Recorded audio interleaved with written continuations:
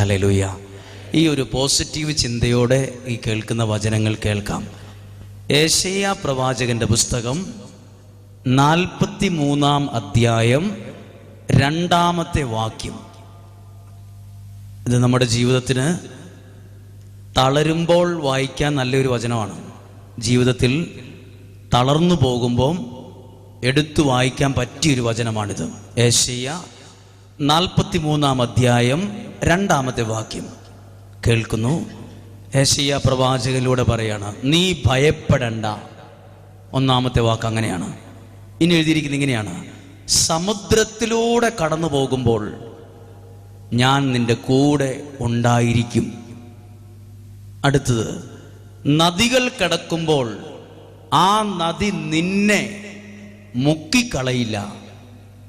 അടുത്തത്, അഗ്നിയിലൂടെ നീ